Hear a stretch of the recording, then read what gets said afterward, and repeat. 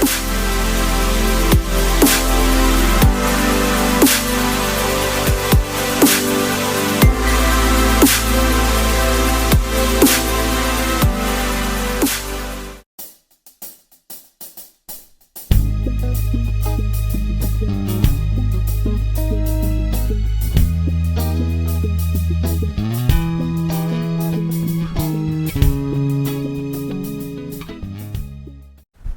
going on, my brothers and sisters around the world? It's your boy Terrell Humphrey, and welcome to Fair Use Knowledge. I know we're in a different scenery, and I hope y'all can hear me because it's gonna be a fire conversation.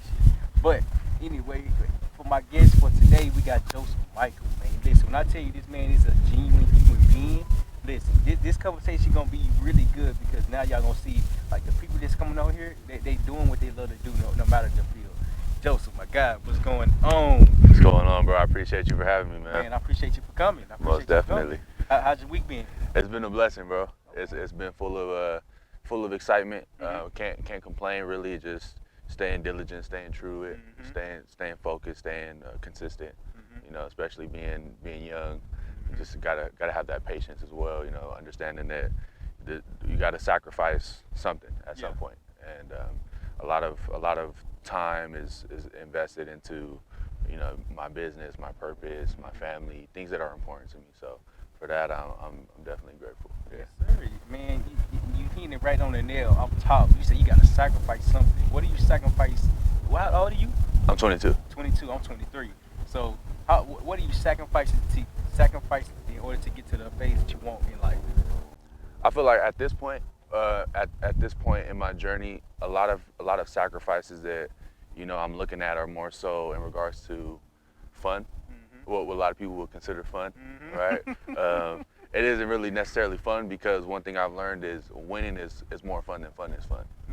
So I think that just the partying, the hanging out, you know, going out to eat, going out to drink, just a lot of stuff that people like to do. I feel like, you know, when you're focused and you're really on your path and your mission, that you miss out on a lot of that stuff. But I think that it's worth it, because if you don't sacrifice the things that you want for the life that you want, then the life that you want will be sacrificed in the long run. So that's definitely how I see it.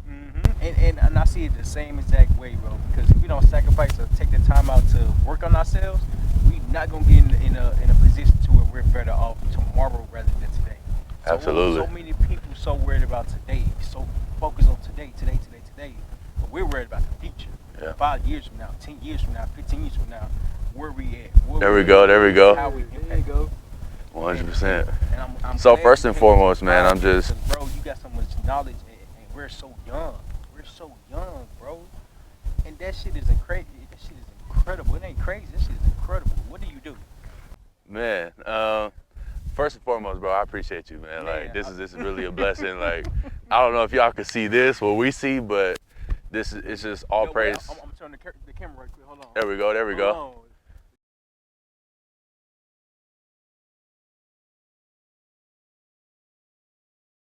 I just want to give all thanks to God, man, and just be grateful for everything I have. When it comes to what do I do, I kind of don't really like to put myself in a box.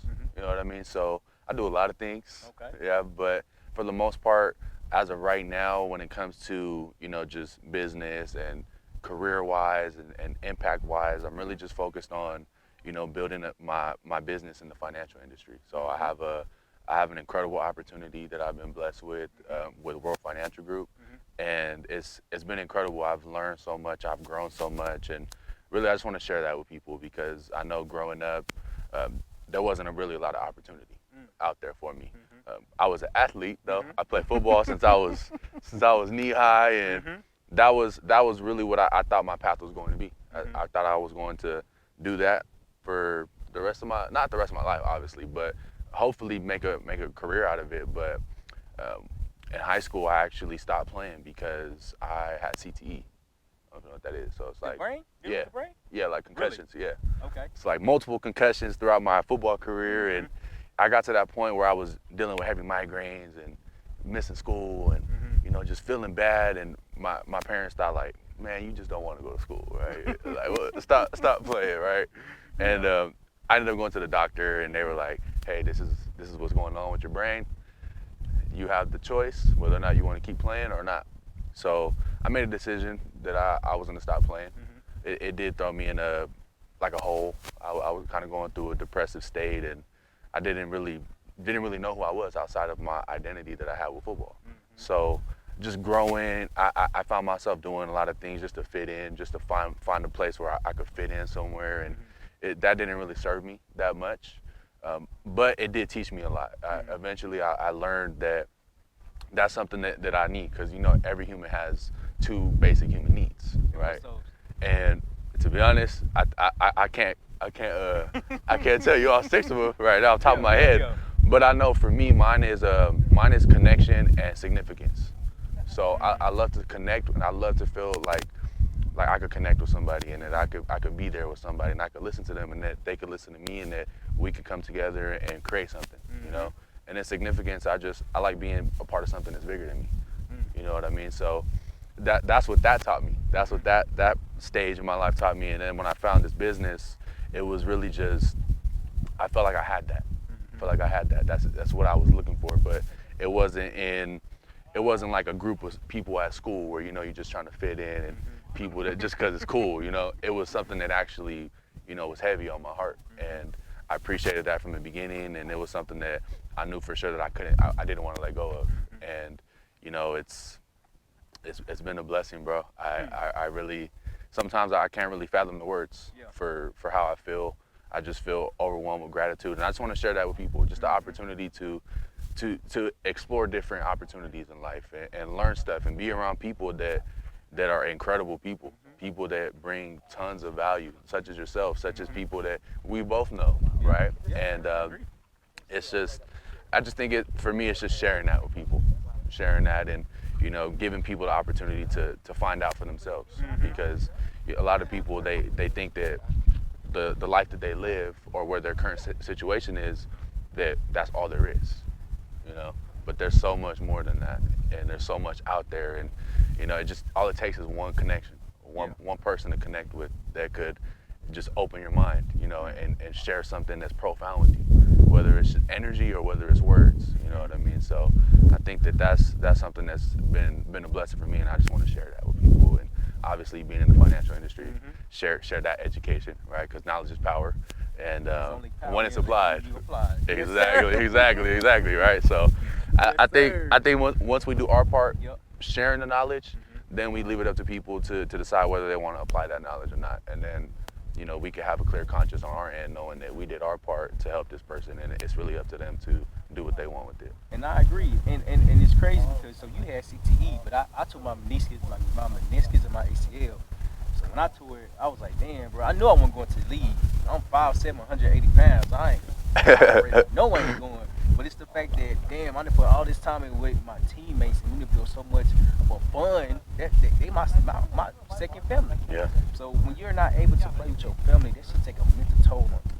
And it's crazy because you had an injury that stopped you from playing, that prevented you from playing. I had an injury that prevented me from playing. But the position that I was in, I was leading by example. So regardless of the fact of what I was doing, I'm always doing what I'm preaching about. I came to realize, so I'm in the military, and all these, like, what is it called? The higher positions, whatever it's called. But in football, so I was the team captain in 12th grade, right? I joined the military, and boot camp, I didn't have no title, but once we got to MCT, the schoolhouse, I was a class leader. But then, and once you get in the military and start ranking up, you get more power. So now, I'm being in all these positions where I have more power than the average Joe, but I never abused the power. I never abused the power because that's not who I am. People gonna rock with me just because of me, not because of my title. Because to be honest, I'm Terrell Humphrey. I'm not, I'm not Captain Humphrey. Right. I'm not Corporal Humphrey. No. I'm Terrell Humphrey, and how I treat you is how I'm gonna treat you, because I respect each and everybody that I come encounter with. People that I met in 7th grade, well, actually my whole life, I always treat them with the utmost respect.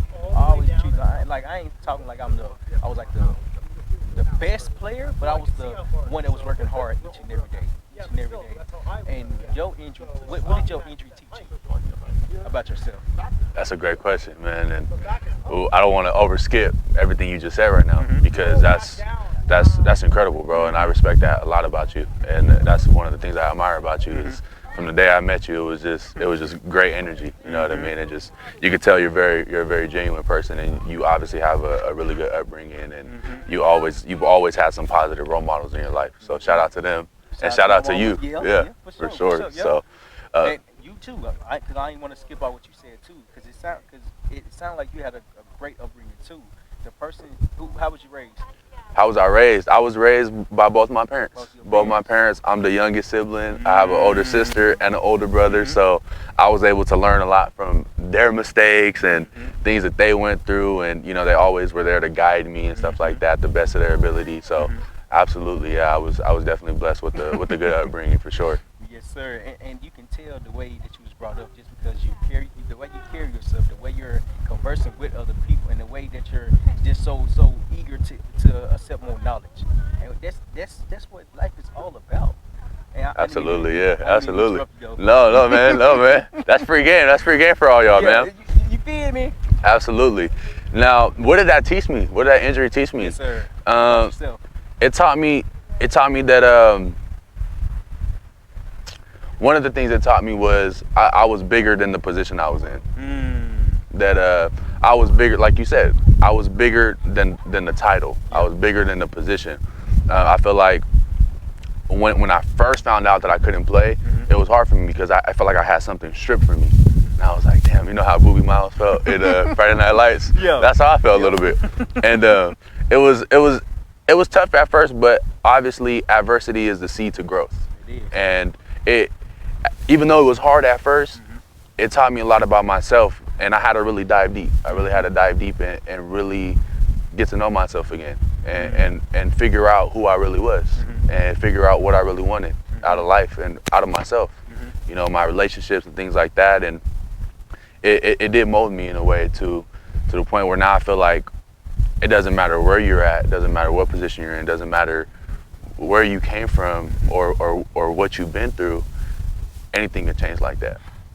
You know what I mean? And it gives you a sense of just humility to know that you could have it all today and lose it all tomorrow. And it's not having it or not having it that makes you thorough. It's who you are as a person that makes you thorough through that, whether you have it or you don't. So I feel like that's one of the main things that it taught me, and it's something that stuck with me to this day. So I know that I'm not bigger than anything that I'm a part of, because at the end of the day, God is the Most High, and I'm that's what's big to me. You know what I mean? So I know that anything that's here on this earth, you know what I mean. Obviously, we're here to cherish our blessings, but you know what I mean. At the end of the day, we could lose. We gotta take that with a grain of salt. I feel like, because you never know. You never know. This life is not promised. And that's the most crazy part about it, because God be working in mysterious ways. He put us in rooms in places to where we don't understand why we're there, but we're there for a particular reason. We're meeting this person for a particular reason. So God be working in our favor, believe it or not. So and it's crazy, because when I got injured, it taught me gratitude. Because staying in one place, bro, I don't know if you ever torn a ligament, but just to having mobility to having none, and you gotta actually work that shit out. And then like you're walking funny. You go from walking normal to like walking with a limp. Walking. You're not even really walking. You're really limping too. You want to keep it going, you know? But it's all about adversity, because during that time, bro, that shit was depressing. When I was at home by myself, that shit was depressing. And it taught me, like, damn, I did have all these stats, but them stats don't mean nothing. I played 4 games. Within 4 games, I still was a leading tackler in our conference. I had 36 tackles in 4 games. Okay, so you were a dog. Bro, but I didn't care about the stats, though. Yeah. But just to have 36 tackles in 4 games, what's that, 9? Yeah. Average? Man, I was going crazy. I stayed on the top number 1 for like maybe week 5 or week 6. But that showed you how much I worked. I worked hard every day. I didn't take no day for granted. When I got injured, bro, it just really opened my eyes up. Like, damn, anything can be going that quick. Anything can be going that quick. Because when I tore it, what's the person name? The trainer. Oh, the PT? Yeah, Yeah, the yes PT. sir. Yeah. Motherfucker grabbed my leg.